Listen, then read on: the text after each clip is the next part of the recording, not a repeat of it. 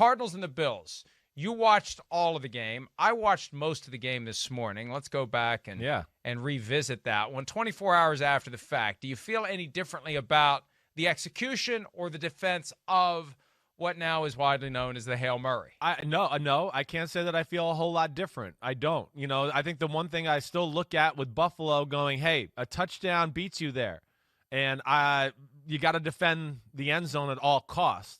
And to me, they kind of tried to have it a little bit both ways. Like, we're going to defend the end zone, but we don't want to let you have a 15 or 20-yard completion. And that's, to me, where they just overplayed their hand a little bit in protecting the sideline and protecting the middle of the field, where I want to go, it's 11 seconds. If he throws the ball in the middle of the field and they get tackled, the game is over. You need about 16 to 17 seconds to throw a completion in the middle of the field and then spike the ball. That's the general thought in the NFL. So, with that, I still look at that and just think Buffalo, didn't put enough people deep. And that caused the picture shows a 3-on-1, right? With Hopkins on 3 guys. It was really a 2-on-1.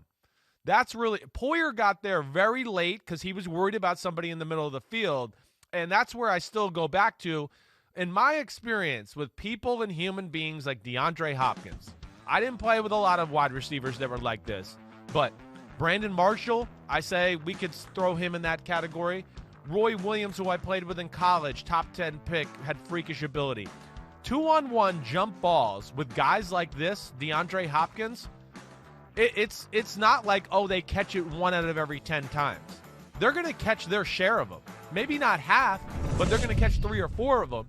And I think that's where, again, I just look at it, not protecting the end zone and having a guy like that now have a little extra attention on him is probably where I fault the Bills a little bit. Peter King joined me yesterday for PFTPM, and he had a different interpretation of that play. When he spoke to Kyler Murray for Football Morning in America, one thing Murray said to him is that as he walked to the line of scrimmage, Murray said the play that was called was kind of in shambles. Now, with Murray, it takes some effort to draw things out of him. He's a little bit naturally shy, which is perfectly fine. I was at that age. But Peter thinks that the play is designed, the first option was Andy Isabella, number 11, on that crossing route that you saw in the graphic we just put up there. Sure. And that's what Murray was supposed to do with the goal of it getting out of bounds. Isabella's fast, complete it, get out of bounds, and then you've got a closer shot to the end zone than where you were. And that Murray just decided, I'm not going to do that, instead of rolling left, and there's Isabella crossing right to left. Instead of that, and you see there's 2 guys on that. Who knows if he would have gotten out of bounds. Murray just basically said, screw it, I'm going to throw it deep to DeAndre Hopkins. Now, that's inference, not an admission, but, whatever. It worked. Yeah. End result is it worked. It did. Whatever you did, Kyler, keep doing it because it worked. Yeah, well, and, then the great ability to get outside the pocket there and make the play. I mean, that still is, it's special there. But I think, hey, ultimately, the play, was it bungled by the Buffalo? Yeah, a little bit. I don't think it was egregious. I'm not like, oh, my gosh, McDermott and the Bills are so stupid. How'd they do that? I understand it. Yeah, we're talking about, I would have liked to have seen this. But that's easy to say sitting here on Tuesday morning. But in the bigger picture of the football game, Mike, man, I was impressed with the Cardinals. I think I got to officially maybe jump on with you and take them a little bit more seriously than I would have or was before this week. And I think there's 2 things. One, hey, their run game has become real. It really has. You've heard me complain a little bit about their pass game. And it's not overly creative. And I felt like teams, I think you remember me saying this, I feel like teams have got to beat on a little bit on their schemes in the pass game. And you even see in this game, again, it's underwhelming throwing numbers. Let's keep it in perspective. If he doesn't throw the Hail Mary, he's going to throw for 198 yards or 202. They're not killing people with the pass game. But Cliff Kingsbury, I give him a lot of credit. He has changed himself a little bit into, hey, I like to throw at 70% and run at 30%, to now it's all like 52-48, 55-45 throw to run. He's staying patient with it. I think it is because he's realized, wait, I'm not going to be able to drop back and throw it 45 times a game and beat every team in football. There's going to be teams that are going to be able to stop my passing game. So he's added this element to their football team with Drake and Chase Edmonds. And what it's also done is made the Kyler Murray design runs way more effective. I mean, he had 2 touchdown runs. Not even a finger was laid on him. And that's because of Kingsbury's new attitude towards the run game. And I'll give him a lot of credit for that. That was cool to see. Here's Kingsbury talking about the running game that they have developed in Arizona. I think, they are a great 1-2 punch, and they complement each other tremendously well with all the different skill sets that they have. Chase is a great change of pace, great out of the backfield, catching it, and you said it, allowed him to be fresh and really bring a burst when he did get in the game. And I thought KD ran the ball tough. We'd like to have that one back, but I thought he finished downhill and ran the ball tough and got better as the game went on. It's a lot like what they have in Baltimore. You've got 2 running backs and the quarterback who really is the most potent weapon. And, yeah, when Murray decides to go, he's just gone. Oh. He's gone. And they kind of soften you up for it. Like they don't do the designed run all the time. They kind of do it when you least expect it. But even if you knew it was coming, good luck. Good luck stopping him. No, you're right. And you're right. They don't go to the well as much as Baltimore does on it. But when they do it, it's like they got the feel like, all right, they're overplaying our run game or whatever. And now we're going to call this with Kyler Murray. And you're right. Good luck. I mean, it's every time he's kept the ball the last 2 weeks on quarterback design runs. I mean, there's a handful of them where it's like this close to you go, oh, my gosh, that could have been really scary for the defense right there. I love it. And what they have as compared that the Baltimore doesn't, right, and to where it can continue to be more effective, is they have a more effective pass game. I mean, Cliff Kingsbury's pass game is certainly better than Greg Roman's, and then they have a receiver like DeAndre Hopkins and Fitz and Isabella and Christian Kirk where it's a respectable all-around group. So they can really put you in some binds there. And what I saw in the game too, Mike, a little more play-action pass. I saw a few different formations. I think that all bodes well for Arizona. Really, I was impressed with Arizona across the board in the football game. To me, they're growing as a team. It's not just a shotgun, throw it every play. We've seen the last few weeks that their offense is becoming a little more versatile. And their defense, Mike, it wasn't killer the other day, but they matched up with some good weapons in Josh Allen and made life tough on them. And I got to give Vance Joseph and the Cardinals defense a little credit in this win as well. Yeah, there was they're using from time to time the formation where there's no defensive lineman. No one's got their hand on the ground. Yeah. So you have no idea what the 11 guys are going to do. Exactly right. I mean, this is we saw this, remember, at the end of the Sunday night game with Vance Joseph and Russell Wilson, right? Where it's like all these guys were at the line of scrimmage. That last interception Russell Wilson threw right in overtime because they had brought the blitz, and then everybody dropped out. And he thought, oh, they're going to bring the blitz again. Let me throw it quick. And it ended up being the interception. Vance Joseph has really found a cool formula of messing with people that way.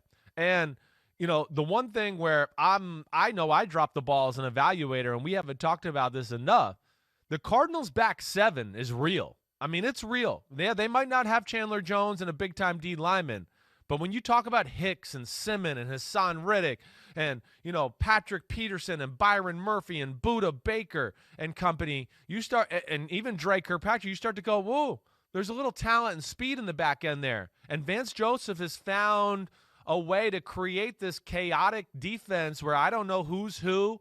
And, yeah, it's 5-6 linebackers in the game, and they can all cover and they can all rush the passer.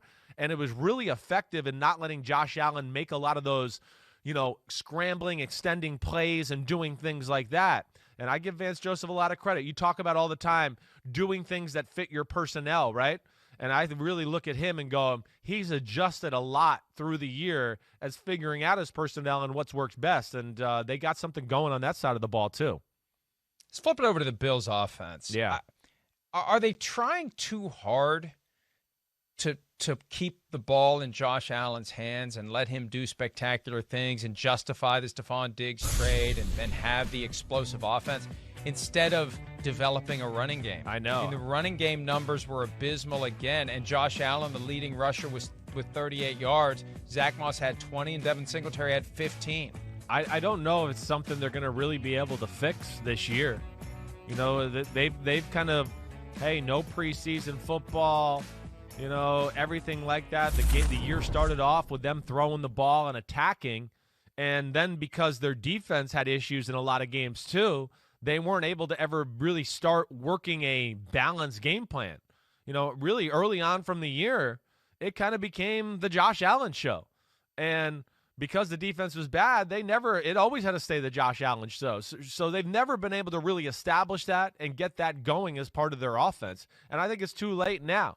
I do. It's a lot on Josh Allen, certainly, but I don't think that run game is going to get much better. It's a weird one to me, Mike, because it's a good O-line.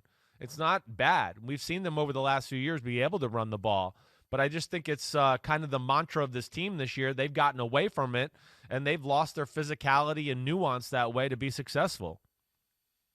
The Josh Allen performance, the rushing, the throwing, the catch from Isaiah McKenzie, who was the Kyler Murray scout team quarterback for the week that year, or last week rather, excuse me, for the Bills. It's almost like what Taysom Hill could be.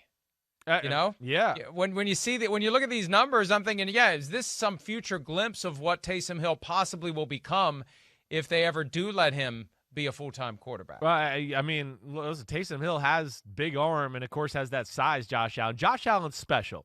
You know, there's nobody that's going to change my mind on that, at least right now, until I see some more not special type things on the football field. But, yeah, a lot is on his shoulders right now, and his ability to make plays and do things like that.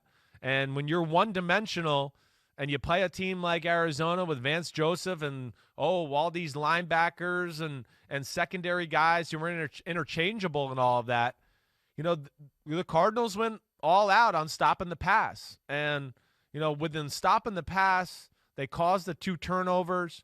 And that was because they're playing some exotic coverages and doing things like that on the first one that Patrick Peterson got. And he gets a little loose with the ball at times. But that's, you know, a little like Russell Wilson. It's what to be expected to a degree. You know, just everything is on them to make the plays and execute the offense. And we're not going to, you know, run the ball all that effectively. And our defense isn't great. So it's just always on you to go, go, go, go, go. And we see every now and then they meet some matchups where he can't make magic happen all game long.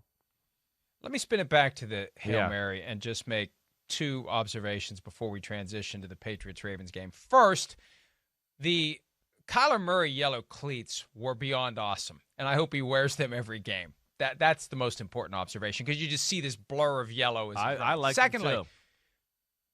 And this is a point that Peter King made last night, Tre'Davious White was trying to catch the ball instead of trying to knock it down. Now, he got knocked out of the way by Jordan Poyer, but you got to coach your guys in that setting. Don't try it. What are you doing trying to make the interception? Knock the ball down, knock it down, end the game. Well, 100%.